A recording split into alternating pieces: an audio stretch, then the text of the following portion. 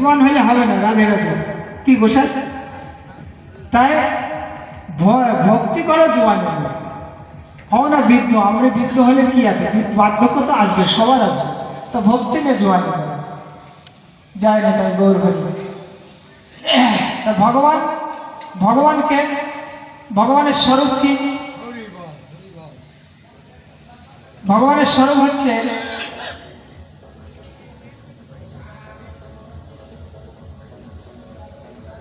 সচ্চিত আনন্দ,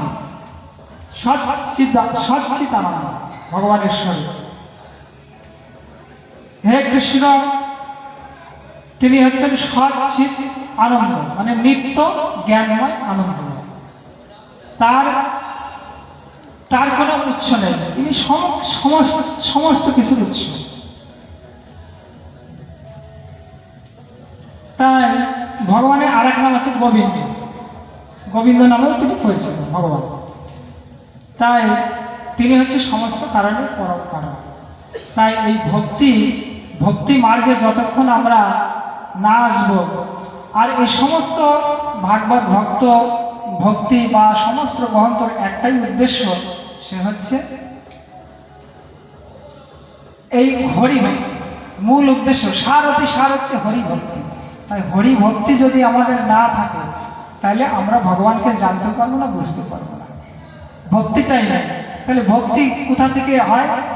হ্যাঁ, ব্রহ্মাণ্ড বলে না, ব্রহ্মাণ্ড ভূমিতে যদি কোনো ভাগ্যবান জীব গুরু কৃষ্ণ প্রসাদে হয় ভক্তিলতা বীজ। তাহলে গুরুর কৃপা না হলে, গুরু কিরকম গুরু? সদ্গুরু, সদ্গুরুর কৃপা হওয়ার দরকার আছে, গুরু হলেই হয় না। হরে কৃষ্ণ, জয় নেতাই গৌর হরি।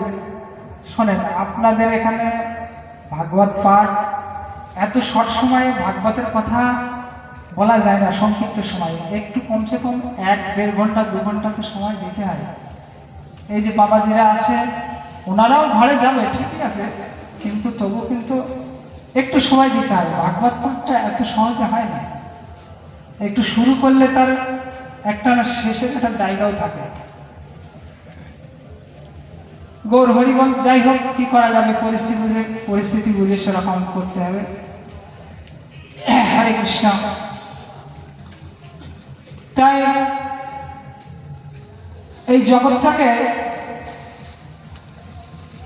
দেখেন, এই ভাগবত কথা এ হচ্ছে বেদান্ত,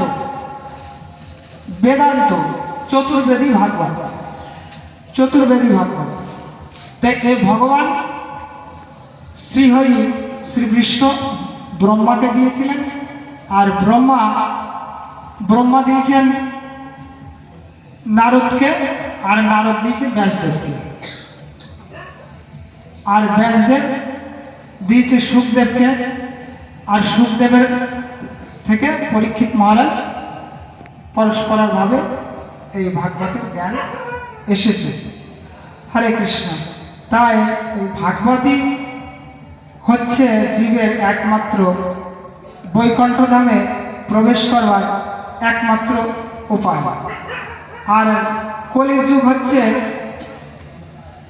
পাপের সাগর, আর আমার গৌরাঙ্গ মহাপ্রভু হচ্ছে কলির যুগের দয়ার সাগর।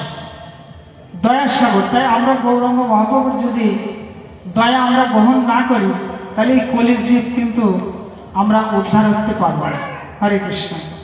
তাই কৃপা করে আপনারা এই যে হরিনাম, গোলকের যে হরিনাম প্রেমধন, এটা আপনারা সকলেই কাজ করেন, হাতে কাজ করেন, মুখে নাম করেন। এই নামে না করলে উদ্ধার হওয়া যাবে না। হরে কৃষ্ণ। তাই ভাগবতের শেষ স্কন্ধে, একদম শেষ স্কন্ধে, শেষ শ্লোকে রয়েছে, হ্যাঁ, যে নাম সংকীর্তন সর্ব পাপ নাশন। আপনার আর কিছু দরকার নেই, ভক্তি সহকারে হরিনাম সংকীর্তন করেন। একদম শেষ, ভাগবতের শেষ শ্লোকে রয়েছে নাম সংকীর্তন পাপ নাশন। তাই এই নাম সংকীর্তন সদাই সর্বক্ষণ সবাই আমরা কর্ম করব, আর হরিনাম জপ করব, এবং তার মধ্যে নিষ্ঠা থাকা দরকার, নিষ্ঠা ভক্তি থাকা দরকার আছে। হরে কৃষ্ণ। তা প্রভুরা ভোগারতি করার জন্য এখানে ব্যস্ত হয়েছেন, বসে আছেন। বেশিক্ষণ আর বলা যাবে না। হরে কৃষ্ণ, গৌর হরি।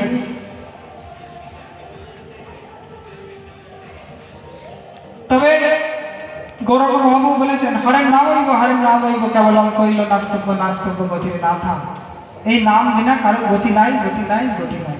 নাম করতেই হবে। এই যে মধুর হরিনাম, এই যে আপনারা এত কষ্ট করে এখানে আয়োজন করেছেন, তাই এই নামে এই যে শুনবে তার কল্যাণ হবে, আর যে বলবে, যারা বলবে তাদেরও কল্যাণ হবে, আর যারা আয়োজন করেছেন, যারা ভক্তরা, তাদেরও কল্যাণ হবে। এই হরিনাম এমন জিনিস, মধুর হরিনাম, যে বড় চতুর এই হরিনাম মধুর।